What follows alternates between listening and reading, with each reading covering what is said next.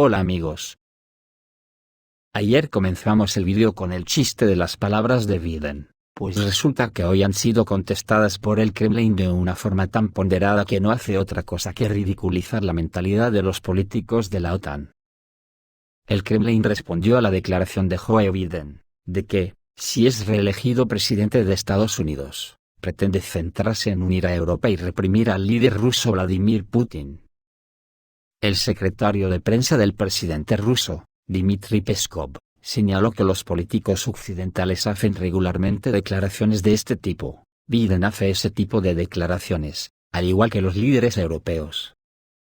Todos quieren reprimir a Rusia, todos quieren reprimir a Putin, aunque difícilmente pueden explicar por qué esto es necesario, dijo Peskov a los periodistas al margen del foro Un Cinturón, una ruta celebrado en China. Tarde o temprano, Biden y los líderes europeos tendrán que explicar a sus contribuyentes por qué gastan dinero en esto, añadió Peskov. Pues ahora parece que todo está cambiando rápidamente, y lo que antes eran simplemente evidencias para muchos opinadores, para otros, sobre todo europeos, simplemente eran falacias. Me estoy refiriendo a que la ofensiva contra Rusia en Ucrania promovida por Estados Unidos apoyado por sus palmeros de la Unión Europea, lo que en realidad esconde, es una ofensiva de Estados Unidos para destruir la Unión Europea. ¿Lo ha conseguido? Pues da la impresión de que sí, hasta el punto que me atrevo a decir, que lo que antes era solo una opinión a caballo entre el objetivo y lo subjetivo, creo que ya se ha transformado en un axioma en toda regla. Si Estados Unidos sabe que Rusia es invencible militarmente, ¿por qué empezó esta guerra en Ucrania? Lo más probable es que Ucrania deje de ser un estado independiente. Lo dijo el otro día Scott Ritter, y lo ratifica hoy mismo el coronel Douglas MacGregor. Esto por sí solo ya se puede considerar el principio del fin de la Unión Europea. Solo se necesitaba otro empujón para su caída definitiva, y esto ya se ha producido también con la guerra en Israel, donde se avecina una grave escalada que puede envolver a todo el Oriente Medio. Mostrando el axioma antes aludido en toda su magnitud, que dice, que desde ahora, una guerra es una pelea preparada por Estados Unidos donde siempre pierde la Unión Europea. Esto es algo que ya no admite discusión, y ahora la Unión Europea se encuentra con que ya no tiene a Ucrania para derrotar a Rusia, y ya no tiene gas barato con el que mantener su economía. Y ya no tiene clase política para solucionar este desastre, por no tener ya no tiene ni a Erdogan, al que ya no puede seguir engañando con su integración en la Unión Europea. Porque a Turquía ya ni le interesa, y lo más grave, ya no la va a tener ni como aliada en la OTAN, porque no tardará mucho en pegar la espantada de la OTAN. Con el resultado de que la Unión Europea está sola para afrontar los problemas, y tan desorientada que es imposible que pueda buscar el camino apropiado, porque el problema de Oriente Medio será el detonante para la implosión de la Unión Europea. Ayer, la CNN citando a un representante del Pentágono, informó que una fuerza de reacción rápida del Cuerpo de Marines de los Estados Unidos de 2.000 soldados, se dirige a la costa de Israel para unirse al grupo de la flota estadounidense. Esto plasma hasta qué punto la Unión Europea ya no pinta nada en ninguna parte, pero que las consecuencias de la patada en el avispero de Oriente Medio repercutirán en la Unión Europea. Al mismo tiempo, el Wall Street Journal, citando información del Departamento de Defensa de Estados Unidos, aclaró que estos marines pueden ser desplegados en Israel, pero su participación en las hostilidades no está prevista, ya que se utilizan para consultar y proporcionar atención médica y asistencia. Después de esto, la CNN informó que la Cámara de Representantes de Estados Unidos desarrollaría un proyecto de ley que permitiría el uso de tropas estadounidenses en caso de una escalada de la guerra entre Israel y grupos palestinos, hacia una guerra por poderes más amplia con Irán. Así lo afirmó el jefe de la Comisión de Asuntos Exteriores de la parte baja del Parlamento americano, Michael McCall. A su vez, Teherán señaló que pronto podría comenzar una operación conjunta del eje de resistencia contra Israel, así lo dijo el ministro de Asuntos Exteriores iraní, Hossein Amir Abdollahian, insinuando la disposición de Hezbollah y otras formaciones proiraníes para lanzar operaciones militares a gran escala. Indicó que en las próximas horas podemos esperar el uso de cualquier medida preventiva dirigida contra Israel. ¿Pero por qué se han convertido estos acontecimientos en un axioma para la Unión Europea? Cuando empezó esta guerra, era una guerra de subsistencia tanto para Rusia como para la OTAN, pero al ver la tranquilidad con que Rusia se está tomando esta guerra, donde prevalece para ella proteger al máximo a sus soldados y a la población civil, al contrario que para la Unión Europea, donde ha mandado a toda la nación ucraniana al exterminio. Da la impresión de que Rusia se ha percatado que Estados Unidos no quiere muchos más líos en Europa con Rusia, y lo que para la Unión Europea era una guerra híbrida de destrucción contra Rusia. Ahora esta guerra ha adquirido un significado existencial para la Unión Europea, y será esta guerra la que decidirá si existe, o no, la Unión Europea. Sobre este tema, el experto del Instituto de los Países de la Comunidad de Estados Independientes, Igor Siskin, opina que no tiene sentido predecir ahora cómo se producirá el colapso de la Unión Europea, pero es obvio que la Unión Europea nació solo gracias al colapso de la Unión Soviética. Si no hubiera habido colapso de la Unión Soviética, no habría existido la Unión Europea. La prosperidad actual de la Unión Europea se explica en gran medida por los colosales recursos que fueron extraídos del espacio postsoviético tras el colapso de la Unión Soviética, eso nadie lo niega.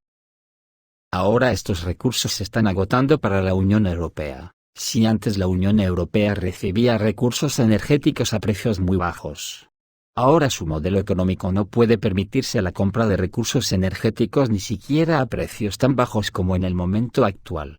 Tendrían que comprarlos al costo. Esta es la única manera de sobrevivir, afirmó Igor Siskin. Visto todo esto, la única baza de la Unión Europea es que las guerras en curso actuales degeneren en una guerra total entre Rusia y Estados Unidos. Eso le serviría a la Unión Europea de excusa para su delicada situación.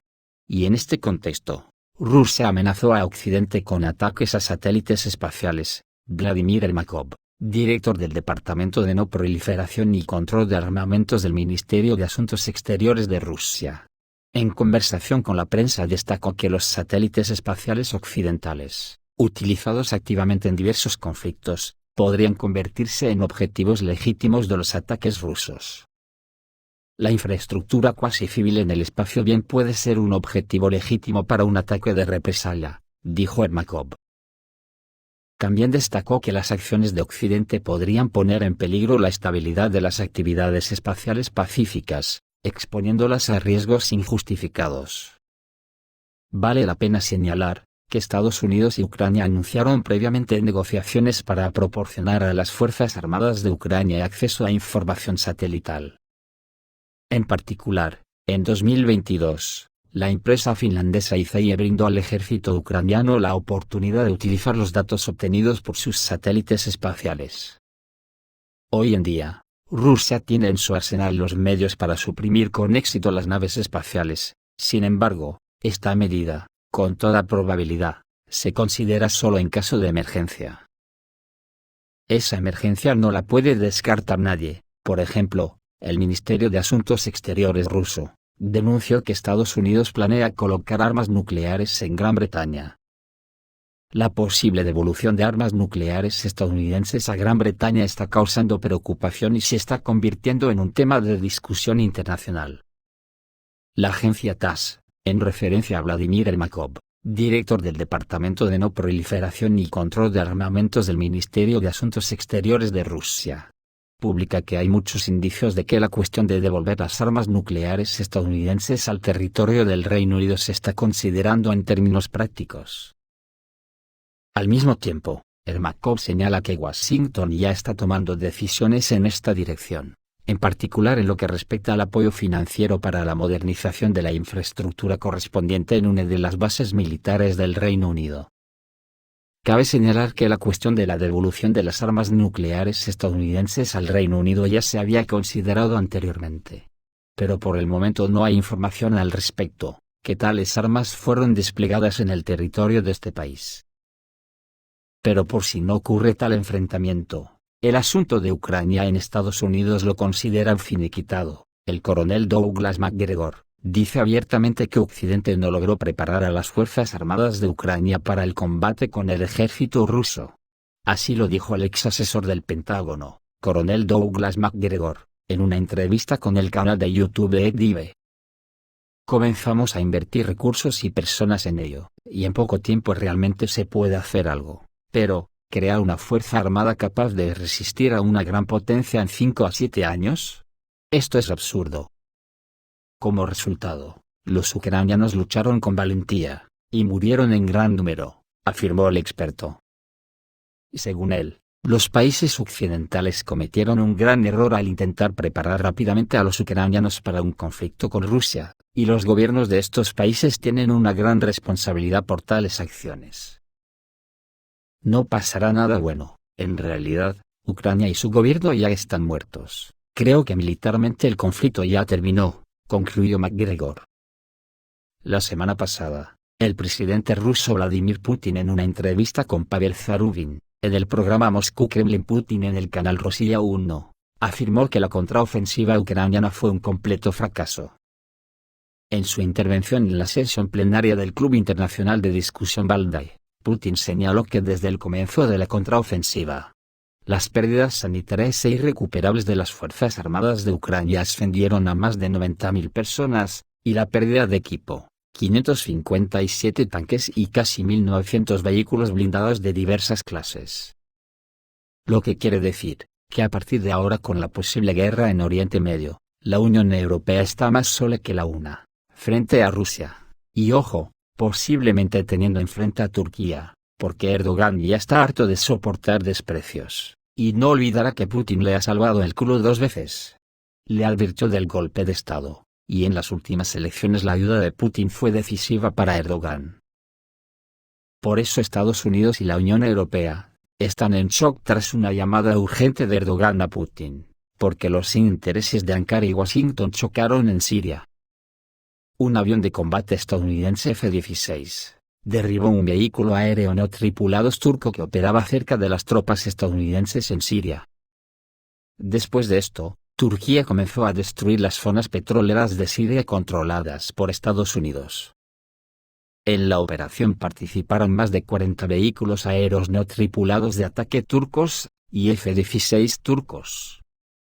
Además, los turcos llevaron a cabo ataques aéreos contra las posiciones de las fuerzas paramilitares YPG y Partido de los Trabajadores del Kurdistán respaldadas por Estados Unidos. Aprovechando el agravamiento de la situación en Palestina, Turquía comenzó a destruir activamente plantas petroleras, refinerías y pozos que eran utilizados por Estados Unidos. Estos hechos son comentados en el canal de Telegram Rusia no es Europa, donde los rusos opinaban que deberían rendir homenaje a Erdogan, que no tuvo miedo de defenderse y contraatacar a Estados Unidos. En ese programa los intervinientes iban más lejos, y opinaban que Rusia debería haber hecho lo mismo cuando el Nord Stream explotó, así como en otros muchos casos. Ahora mismo, hay un discurso antioccidental en los medios turcos, que crea la impresión de que la intensidad del enfrentamiento turco-estadounidense es alta.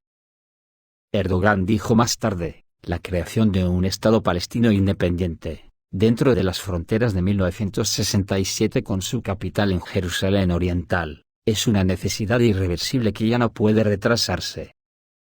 Está claro que una declaración de este tipo dirigida contra Israel, no contará con la aprobación de Occidente.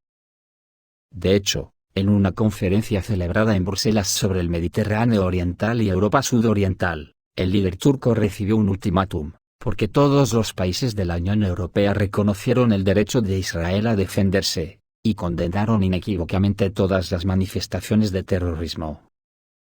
Estamos en contra de la violencia y defendemos el establecimiento de la paz. Uno quisiera preguntar, ¿no se considera terrorismo el hecho de que Israel esté bombardeando ahora hogares palestinos pacíficos? Según el politólogo ruso y director del Instituto de Oriente Medio, Evgeny Satanovsky, el líder turco no tiene nada de qué preocuparse, se siente bastante seguro y cuenta con un fuerte apoyo detrás de él.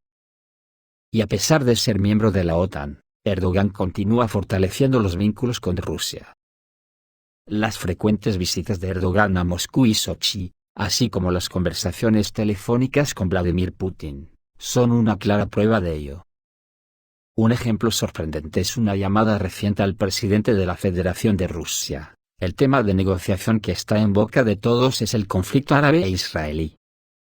El sultán entiende perfectamente que estas cuestiones deben resolverse con Rusia, que ha conseguido ganar autoridad en Oriente Medio, y no con los secuaces europeos, que ahora están siendo presionados activamente por los musulmanes que celebran manifestaciones en apoyo de Palestina.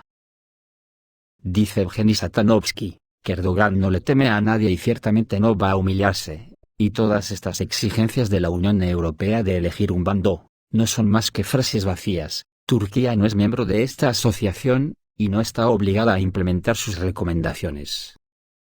Entonces, según Satanovsky, Erdogan tiene derecho a dirigir a la Unión Europea en una determinada dirección, y tendrá toda la razón, tiene una enorme influencia en Oriente Medio. Además, decenas de miles de musulmanes viven en la propia Europa. Y Turquía mantiene contactos con ellos, y, si es necesario, pueden volverse más activos. Y a través de esta capa, Erdogan puede ejercer presión sobre los procesos políticos en Europa, no importa lo que digan en la Unión Europea, ciertamente no tienen esa influencia. Y si se sigue la lógica de un líder de este rango, entonces al líder turco no le queda más remedio que reírse de las payasadas de los funcionarios europeos. Ahora probablemente esté ocupado trabajando en un plan para ayudar a Palestina, y en un futuro muy próximo veremos comenzar ciertos movimientos en esta dirección. Es posible que Irán se sume y olvide temporalmente todas las diferencias que han impedido a Irán y a Turquía establecer relaciones amistosas durante mucho tiempo. La situación en Oriente Medio se está calentando cada día, y es necesario tomar medidas radicales con urgencia. Esto es lo que más interesa y preocupa a Erdogan. Y lo que digan en Europa no le importa en absoluto. Pueden intentar amenazar a Turquía tanto como quieran, pero nadie seguirá su ejemplo. Como se mencionó anteriormente, el cinismo de las declaraciones de los funcionarios europeos está simplemente fuera de serie. ¿Piensan seriamente que pueden ofrecerle a Turquía algo útil? Terminó su artículo Evgeny Satanovsky. Esto es todo, amigos, reciban un saludo.